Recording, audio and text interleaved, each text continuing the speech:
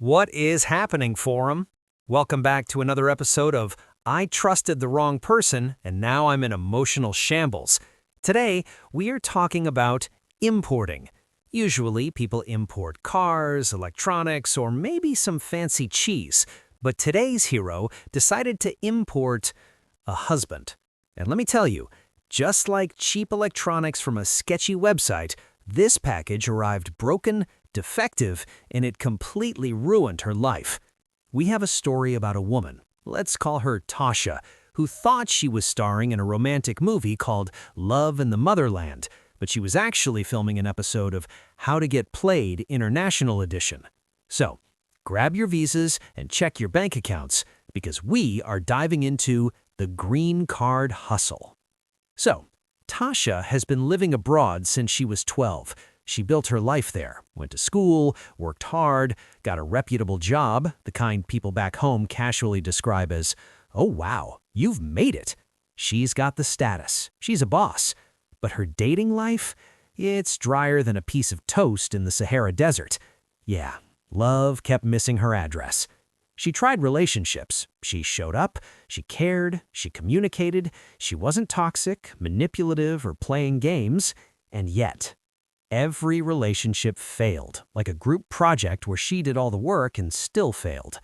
At some point, friends and family stepped in with the classic advice: go home, go back to Africa, find a nice traditional man, which is African code for maybe the problem isn't you, maybe it's geography. Now, this is usually a good advice, but it's also dangerous. It's like going to the grocery store when you're starving. You end up buying junk you don't need. Tasha goes home. She plans to stay for 1 month, just a quick love trip. She had a job waiting abroad. She wasn't trying to relocate her entire existence. But then, she meets Kwame. Now pay attention to the stats on Kwame.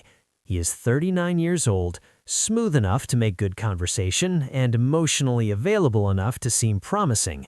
He is unmarried. He has 0 children. Ladies, gentlemen, if you go to an African village and meet a 39-year-old man with no wife and no kids, that is not a unicorn. That is a red life wrapped in neon lights. There is a reason he is single at 39. Maybe he's crazy, maybe he's broke, or maybe, just maybe, he is waiting for a woman with a Western passport to swoop down like a bald eagle and save him.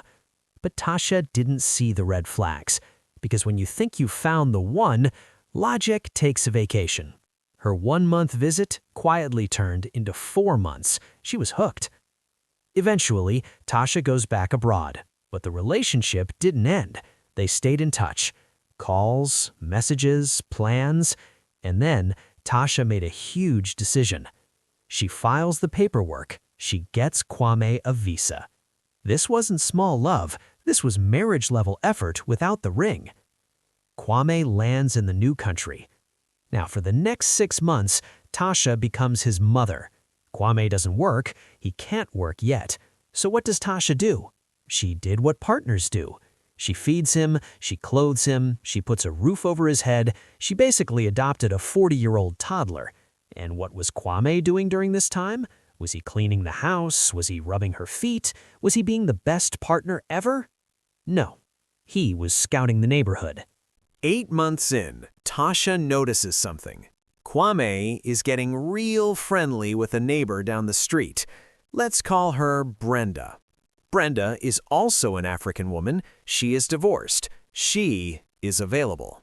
Tasha tells Kwame, "Hey, cut it out." And Kwame hits her with the universal liar line. "Baby, don't worry. She's just a friend. Nothing is going on," which is the universal language of something is absolutely going on. Before Tasha knew it, they weren't just dating. Brenda got pregnant. Let's recap. Tasha flew him out, Tasha fed him, Tasha bought his underwear, and he used Tasha's energy, and probably Tasha's food, to go down the street and make a baby with Brenda. This is a level of disrespect that shouldn't even be possible. This is Olympic-level scumbag behavior.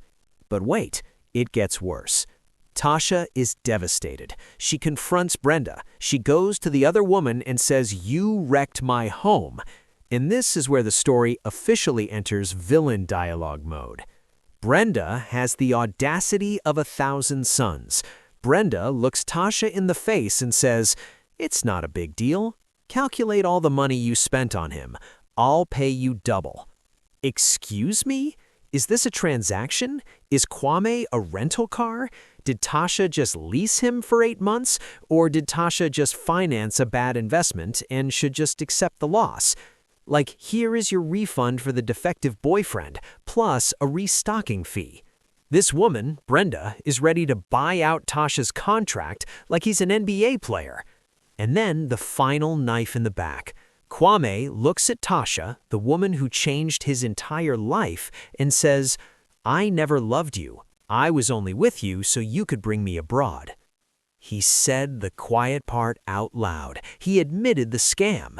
He used her heart as a stepping stone to get a visa. Let that sink in. Years of effort, care, support, sacrifice, reduced to a travel strategy. So, here we are. It has been 3 years. Tasha is still single and miserable, carrying scars she didn't deserve. Tasha is soon clocking 40, and society loves reminding women of that number like it's an expiration date.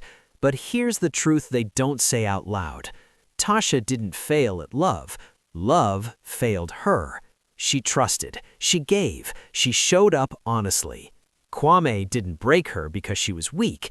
He broke her because she was genuine. Now let's look at the bright side. Tasha lost a leech. She lost a parasite. Imagine if she had married him. Imagine if she had a kid with him. Brenda actually did you a favor, Tasha. She took the trash out for you. She even offered to pay you for the trash. Honestly, Tasha, you should have taken the money. You should have taken the double refund and went on a luxury vacation. This story isn't about blaming Tasha. It's about recognizing this hard truth. Some people don't love you. They use you. The lesson for today, Forum: if you have to import a partner, make sure the return policy is solid. And if a neighbor offers to buy your cheating boyfriend, sell him. Do you think Tasha should have taken the money, or should she have called immigration? Let me know in the comments below. I'll see you next time. Peace.